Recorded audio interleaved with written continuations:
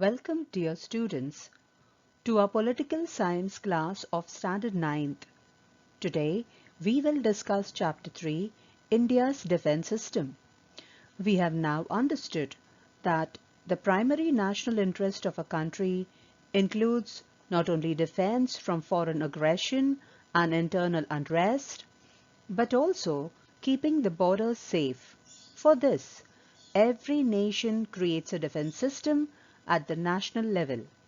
India has also created such a system. In this chapter, we are going to understand its nature and study the challenge it faces. The international system is made up of sovereign nations, even if they cooperate with each other. Sometimes there are conflicts between these sovereign nations. There are disputes between these nations over boundaries, or sometimes conflicts emerge between them over water sharing. Some other reasons for conflict could be not following the terms of international treaties, constantly competing against each other, and influx of refugees from neighboring countries. Whenever such a conflict of interest arises between nations, it is sought to be resolved by compromises and discussions. But when such efforts are not enough to resolve the conflict, a nation may even think of war. When a nation attacks another and challenges the sovereignty of the latter, it endangers the security of the nation. Such challenges the security of the nation. Such challenges are created due to the military power of aggressive nations. In any situation, a nation's first duty and responsibility is to keep the security systems always well prepared and ready. This is called as national security. Resolving conflict by taking recourse to war in order to safeguard national security brings internal peace into danger. In order to keep any threat at bay, the nation has to increase its military might. The nation then uses modern technology to predict the threat, to build weapon systems, and modernize and update the defense forces. Some nations might also try to get the support of other nations to manage the threat to their national security. Defense is one of the major spending sectors in the Indian economy. The geographical and topographical diversity, especially the 15,000-kilometer long border which India shares with 7 neighboring countries, poses unique challenges to the Indian Defence Forces. The Government of India is responsible for ensuring the defence of India and every part thereof. The Indian Armed Forces are the military forces of the Republic of India. It consists of 3 professional uniformed services: the Indian Army, Indian Navy, and Indian Air Force. The Indian Army is the land-based branch and largest component of the Indian Armed Forces. The President of India is the Supreme Commander of the Indian Army, and its professional head is the Chief of Army Staff, who is a 4-star general. Currently, the force is headed by the Chief of Army Staff of the Indian Army, General Manoj Mukund Naravne. The Indian Army functions under the Chief of Army Staff, who is responsible for the command, control, and administration as a whole. 2 officers have been conferred with the rank of Field Marshal, a 5-star rank which is a ceremonial position of great honor. They are Sam Manekshaw and K. M. Cariappa. The primary mission of the Indian Army is to ensure national security and national unity to defend the nation from external aggression and internal threats, and to maintain peace and security within its borders. It conducts humanitarian rescue operations during natural calamities and other disturbances. The Army is an all-volunteer force and comprises more than 80% of the country's active defense personnel. It is the largest standing army in the world. The Indian Air Force is the air arm of the Indian Armed Forces. Its complement of personnel and aircraft assets ranks fourth amongst the air forces of the world. Its primary mission is to secure Indian airspace and to conduct aerial warfare during armed conflict. The Chief of the Air Staff, an Air Chief Marshal, is a four-star officer and is responsible for the bulk of operational command of the Air Force. Currently, the Chief of the Air Staff is Air Chief Marshal Vivek Ram Chaudhary. The rank of Marshal of the Air Force has been conferred by the President of India on one occasion in history to Arjun Singh. On 26 January 2002, Singh became the first and so far only five-star rank officer of the Indian Air Force. The Indian Navy is a naval branch of the Indian Armed Forces. The President of India is the Supreme Commander of the Indian Navy. The Chief of Naval Staff, a four-star admiral who commands the Navy.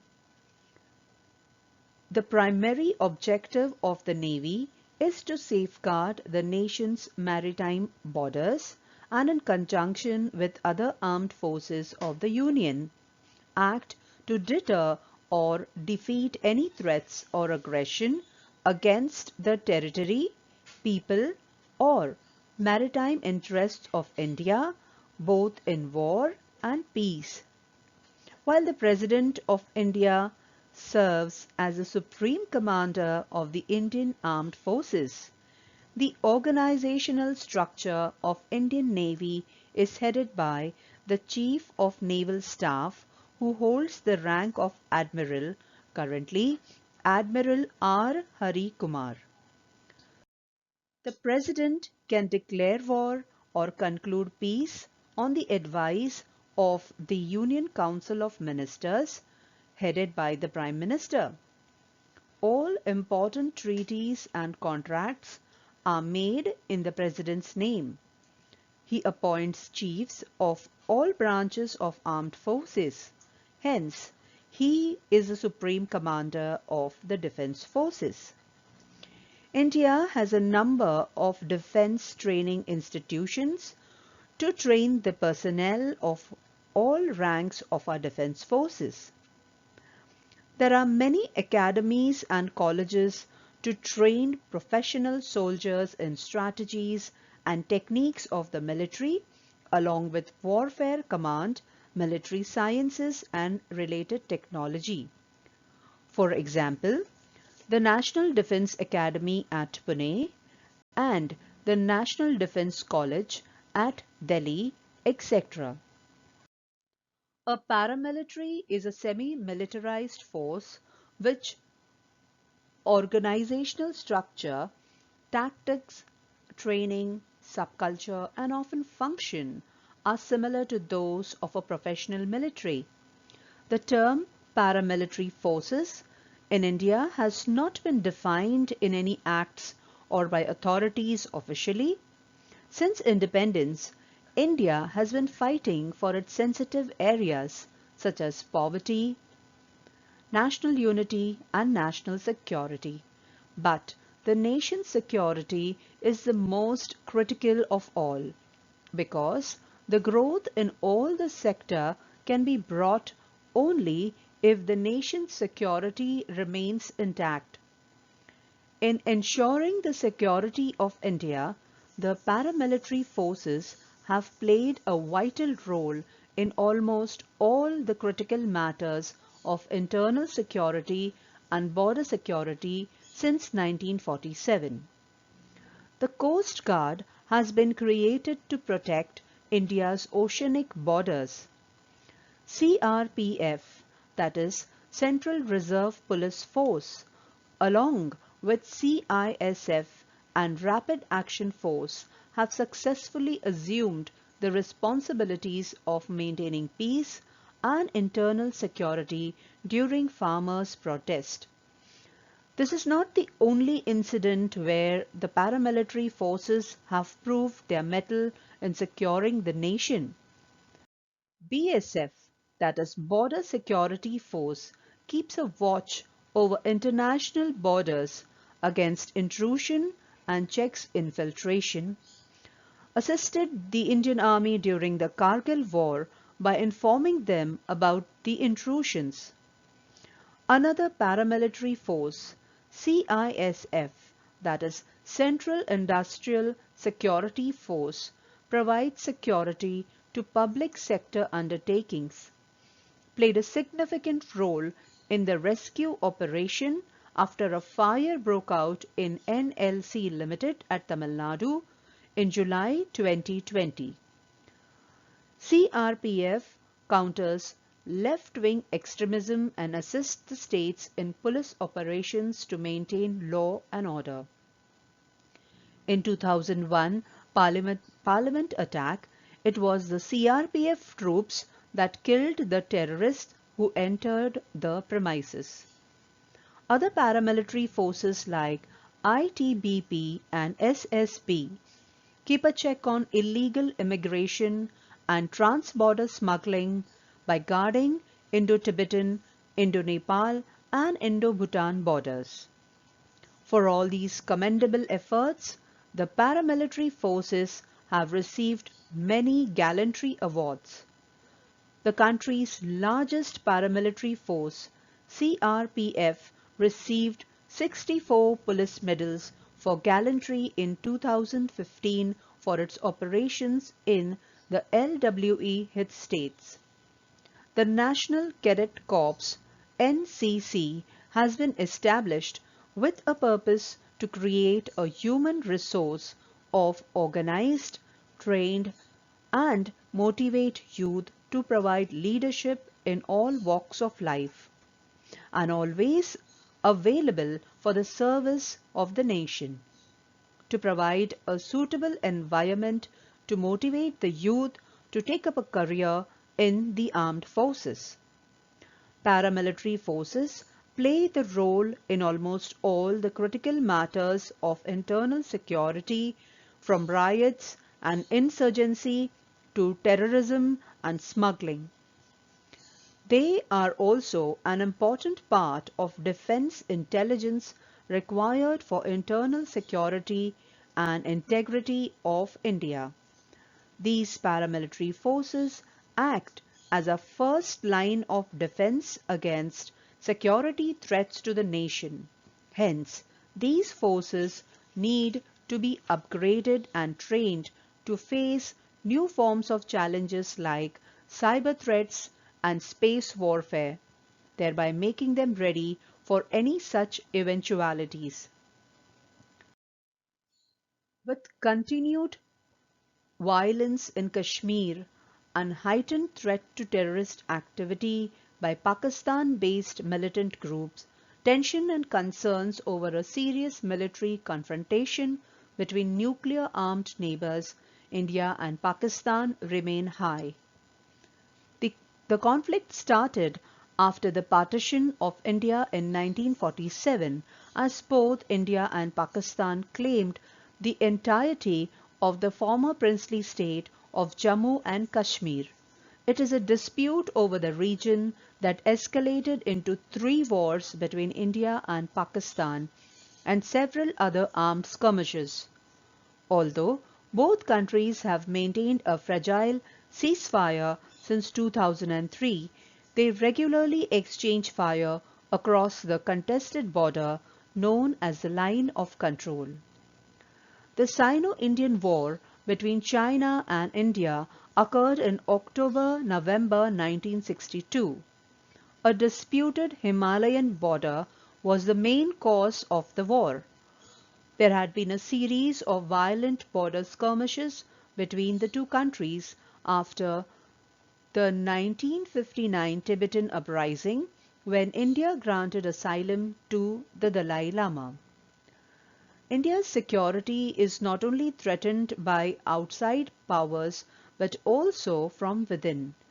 It is not just the difference between external security and internal security that is important anymore. Religion, regionalism, several rebellious movements based on ideology, race, ethnicity, and economic inequality are creating instability. For example, the Naxalite movement is a threat to India's internal security. Terrorism. Terrorism is the biggest challenge to India's internal security. It is a global problem, and India is making efforts to end terrorism. In the post-Cold War period, the concept of national security changed and became broader. National security is not just the security of the country, but also of the people living in it, because security is ultimately for the people. Hence, human security refers to human-centric thinking. In human security, it is expected that human beings should be protected from all sorts of dangers, and they should be given the opportunities of education, health, and development. The concept of human security also includes the idea that a conducive environment should be created for everybody to live a respectable life by overcoming illiteracy, poverty, superstition, backwardness, etc. Human security necessitates the protection of the rights of minorities and weaker sections. Challenges to human security. The biggest challenge to human security is that of terrorism. Pollution and other changes in the environment have threatened human life. Diseases like AIDS, chikungunya, swine flu, Ebola have presented a big challenge. In this chapter, we have studied India's defense system. We have also tried to understand the change in the concept of security from national security to human security. That's all for this class. Thanks for watching.